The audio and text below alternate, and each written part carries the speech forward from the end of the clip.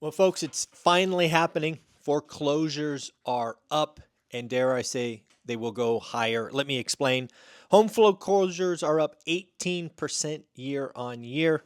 In fact, folks, I would not be shocked if home foreclosures go up another 50%. Why is that? Well, folks, for many years, we have had extend and pretend. We have delayed. We have not allowed the natural process of foreclosures, which unfortunately happen even in the best economies. So we have many years of junk and garbage to kind of flush out the systems. Foreclosures are rising. They will rise more. But let's not pretend like this is 2008. Let me explain. In August of 2025, foreclosures are up 18% year on year, as I've said already. However, what does that mean? What is it compared to? Well, that is exactly 35,697. For those of you that think this might be 2008, well, we did 2.3 million. We did 2.8 million in 2009 and finally had a record of 2.9 million in 2010. And if you want to go month by month, August of 2010, we did 95,364, so roughly 1/3. Again, foreclosures will rise. That will help fix the housing market. There are plenty of bad loans that just simply need to be foreclosed. But again, it will peak and then it will roll over. Goldman Sachs has changed their opinion about rate cuts. Goldman Sachs now expects 3 rate cuts, a quarter in September, a quarter in October, and a quarter in December. Mark Zandi is out with a new recession call. Mark Zandi now says the chances of a recession occurring in the United States are now 48% in the next 12 months. That according again to Mark Zandi. Lance Lambert out with some exciting housing news saying that we have falling prices in the most markets since 2012. Again, according to Lance Lambert, out of the top 200 markets, 38%, which again is a record since 2012, are now showing declining prices. On the flip side, if you want to be a glass half full person, that still means 62% of markets are increasing. According to David Rosenberg, we are in a gigantic price bubble. Talking about the S&P 500, talking about the S&P 500 has never been so richly valued. We are at the highest CAPE ratio on record. We have a labor market that is clearly slowing, and the odds of a recession are rising.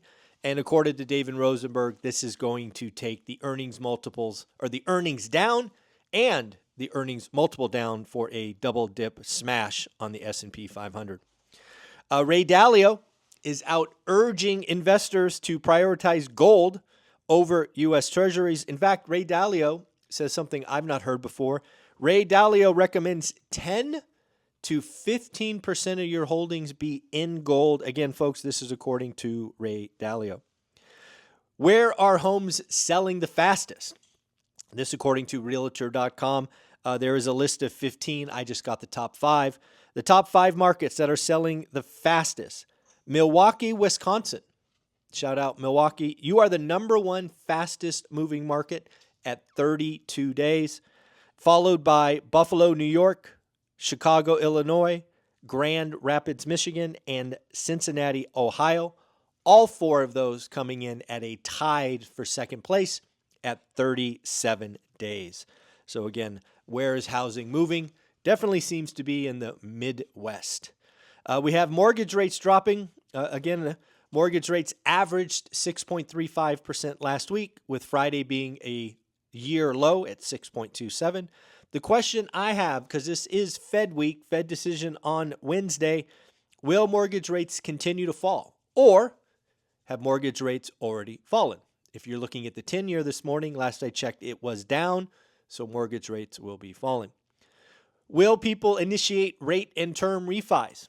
There were plenty of folks that took what I thought was bad advice, marry the house, date the rate. You now have a chance to get out of some of those loans. We do not know how long this window will last. We have been here before. Check out the last 3 times rates have fallen. The window was not very large.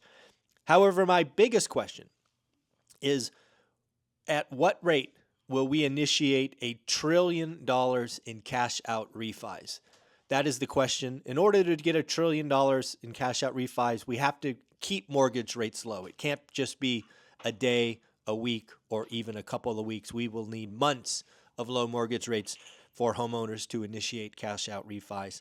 What rate will purchases pick up? Again, we are in the fall season. A lot of the country is starting to get cold, I am hearing.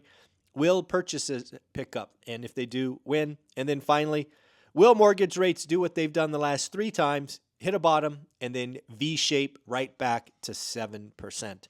These are the questions I am asking myself. We do need to talk about stagflation. It is turning out to be a real risk to the U.S. economy. Rising inflation, weakening job market. We could really see consumers once again pull back. The Fed is in a tough position. Again, it's hard to believe that the Fed is seriously looking at cutting rates this week, and dare I say 50 basis points perhaps, when stocks and crypto and housing are all at record highs. It does look interesting. Read an interesting article the other day talking about the American dream.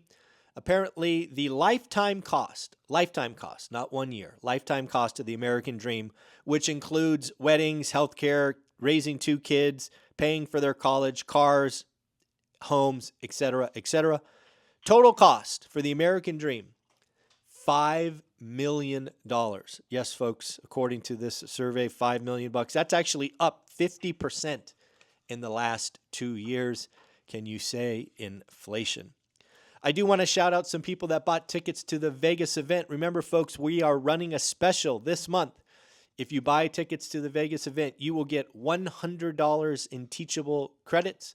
You could buy the deep dive on Buy Box. You could get the 10-week boot camp. You could even take that $100 and apply it to the big course, how to get started one rental at a time, saving $100. You will also get a call in October, just with the ticket buyers from September.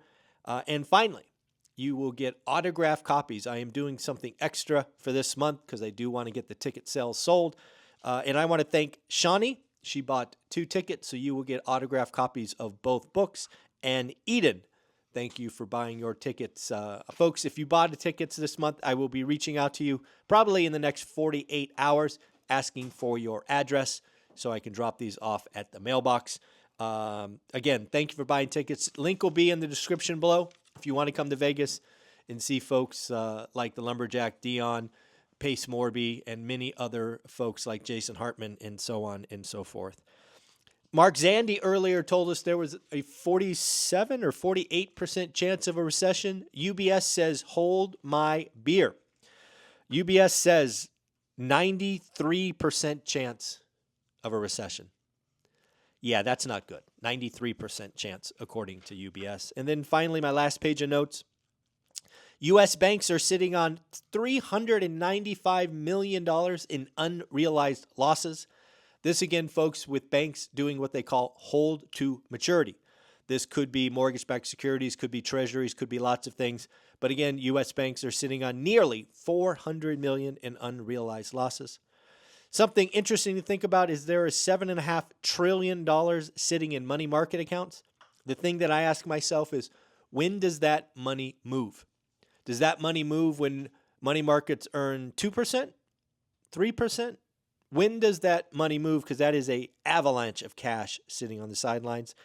We have gone from a market where people are hopping jobs to job hugging. Yes, this is a term I had never heard of before, but it makes total sense. People are nervous, so they are staying put, and obviously, companies, are also reluctant to let go. So we have this interesting environment where there is no hiring and limited firing.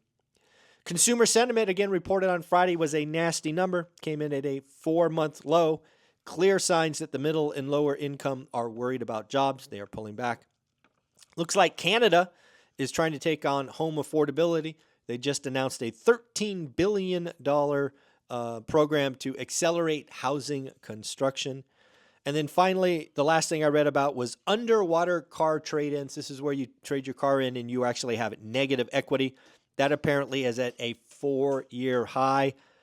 It's hard for me to believe, but apparently 26.6, let's call it a quarter of all trade-ins are underwater. That is wild to think about. So, folks, at the end of the day, this is the daily financial news. We are flying home, so I had to record this early. Don't forget to join school. $20 a month, 67 pennies a day. You want to be around other wealth builders. And I hope you have a great day. Take care. Later.